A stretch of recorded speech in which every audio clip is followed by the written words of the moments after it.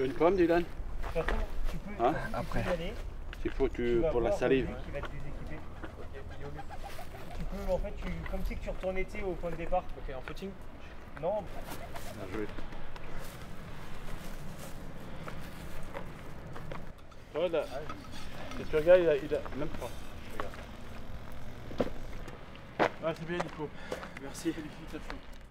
Aujourd'hui, c'est une grande première mondiale puisqu'on va faire un marathon entièrement connecté, c'est-à-dire que les coureurs vont courir un marathon sur une boucle de 1,4 km et ils auront sur eux un équipement qui va permettre de comprendre ce qui se passe dans le corps d'un marathonien. C'est-à-dire on va mesurer le débit sanguin qui apporte l'oxygène aux muscles, on va mesurer ce qui se passe dans notre tête. À un moment donné, quand on fait du marathon, on a toujours un sentiment d'avoir envie d'arrêter, notamment au 30e kilomètre, ce qu'on appelle le fameux mur du marathon. On a envie de mettre le clignotant, de s'arrêter, de marcher.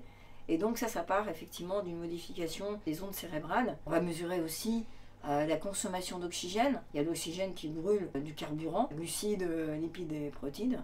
On utilise un peu tout, différemment selon la vitesse à laquelle on court. Voilà, donc on va pouvoir vraiment voir ce qui se passe dans notre corps. On va prendre tout ce qui s'est passé dans ces analyseurs. Je vais tout passer à un variable automatique encodeur, une intelligence artificielle, qui pour le coup va me restituer une image en 2D, qui va me révéler en synthèse de X dimensions en 2D avec des couleurs en fonction de l'intensité de ce qui se passe dans notre corps.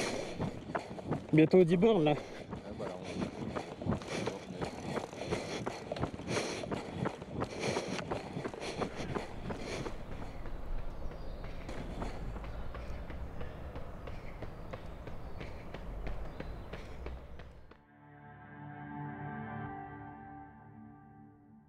L'objectif de cette expérience, c'est de montrer comment les données physiologiques et biomécaniques permettent de mieux comprendre, de mieux connaître le profil énergétique du coureur, dans le but de concevoir un outil qui permettra de coacher le sportif en temps réel.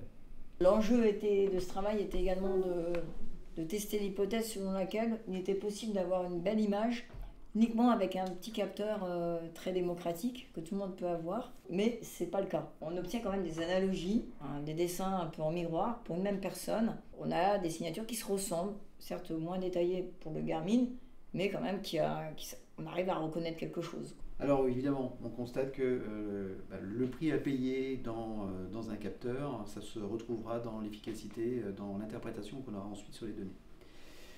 Ça, c'est le premier enseignement.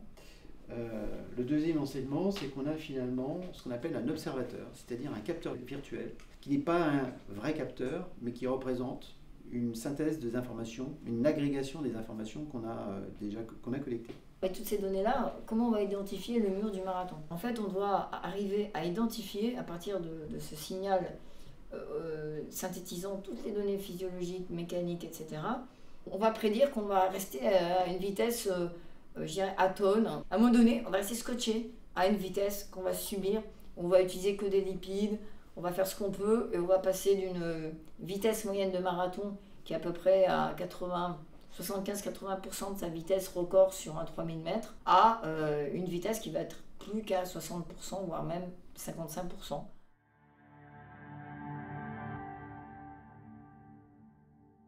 On a mis un électroencéphalogramme. Et on voit bien que dès la 40e minute, le cerveau nous dit « Attention, je suis un peu dans le rouge là ».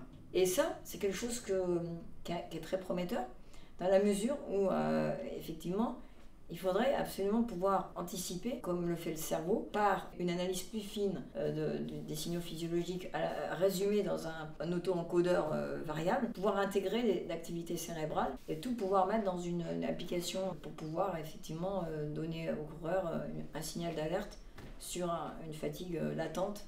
On est en train de créer un coach sportif artificiel basé sur un observateur lui-même virtuel. L'idée, c'est qu'un jour, lorsqu'on aura intégré les mesures EEG aux signaux physiologiques plus simples, on aura peut-être, à travers ce genre de coupe qu'on continuera à observer, chaque point mesurera l'intensité de l'interaction entre le corps et le cerveau. Et c'est finalement un peu le Graal, c'est être capable d'avoir un contrôle sur les choses. Donc si j'ai un observateur qui est plus fin, donc j'aurai un contrôle aussi plus fin. Et Évidemment, in fine, le but c'est de faire du prédictif. Donc on aura un contrôleur qui sera capable de vous dire plusieurs minutes avant ce qui va se passer.